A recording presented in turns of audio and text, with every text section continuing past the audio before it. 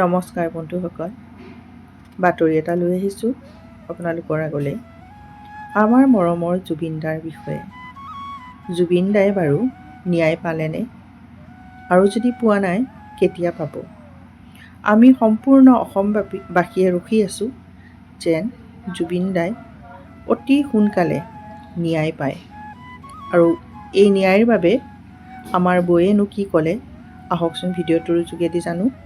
আজি বহু প্ৰত্যাশিত আচলতে দিন এটা আমি সকলোৱে আজি 85 দিন ধৰি আমি ৰৈ আছোঁ সেইটো দিনৰ কাৰণে। আৰু আমি ইতিমধ্যে যিকেইজন অভিযুক্ত তেওঁলোকৰ ওপৰত FIR দাখিল কৰিছিলোঁ আমাৰ পৰিয়ালৰ ফালৰ পৰা। গতিকে যেনেকৈ আমি আশা কৰিছিলোঁ সেইমতে তদন্তৰ কাৰ্যখিনি সম্পাদন হৈছে। সেইকাৰণে আশা কৰা মতে হোৱাৰ কাৰণে আমাৰ ভাল লাগিছে।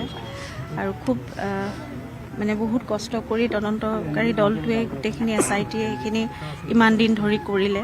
গতিকে আমি তেওঁলোককো ধন্যবাদ জনাইছোঁ আৰু ৰাইজে আশা কৰা মতেই সেইখিনি ফল ওলাইছে। গতিকে এতিয়া সকলোখিনি ন্যায় প্ৰক্ৰিয়াৰ ওপৰত আৰু আমি আশা কৰিছোঁ একেধৰণেই খুব ন্যায় প্ৰক্ৰিয়াটো খুব সুচাৰুৰূপে পৰিচালনা হ'ব।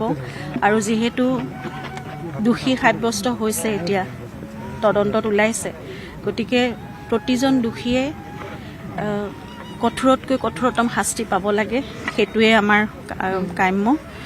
আৰু ন্যায় ব্যৱস্থাটো খুব ভাল হ'ব বুলি আমি ভাবিছোঁৱেই। কোনো সাৰি যাব নালাগে। আৰু সেই তদন্ত ব্যৱস্থাৰ ওপৰতো আমাৰ আস্থা আছিল আৰু আমাৰ দেশৰ আইনৰ ওপৰত আমাৰ ন্যায় ব্যৱস্থাৰ ওপৰতো সমানেই আস্থা আছে। গতিকে সেইখিনি হ'ব বুলি আমি আশা কৰিছোঁ।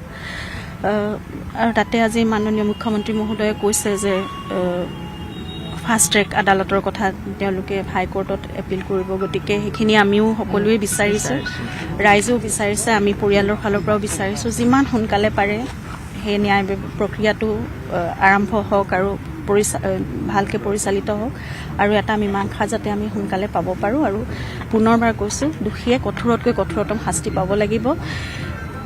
আমাৰ গোটেই আমাৰ ঘৰখন ধানবান হ'ল, গোটেই অসমৰ ৰাইজে সেই বস্তুটো সেয়াই বিচাৰি আছে যে কেনেকৈ জুবিন গাৰ্গৰ দৰে এটা সত্তা এনেকৈ নোহোৱা হৈ যাব পাৰে। গতিকে তেওঁৰ নিচিনা এজন মানুহক হত্যা কৰিবলগীয়া কি থাকিব পাৰে? চবটো খুলি সম্পূৰ্ণ নিজক উদঙাই সকলোখিনি দেখোন দিয়ে আছিল মানুহজনে। তাৰপিছতো এনেকুৱা এটা ষ্টেপ কিয় ল'ব লগা হ'ল? গতিকে এতিয়া দোষীয়ে শাস্তি পাওক, সেয়াই আমাৰ কামনা। আপুনিও গৈ ছিংগাপুৰত এবাৰ যাব লাগে, টুলু আহমেদে খুব কৈ আছে কথাটো, আপোনাক অনুৰোধ জনাই আছে তেখেতে।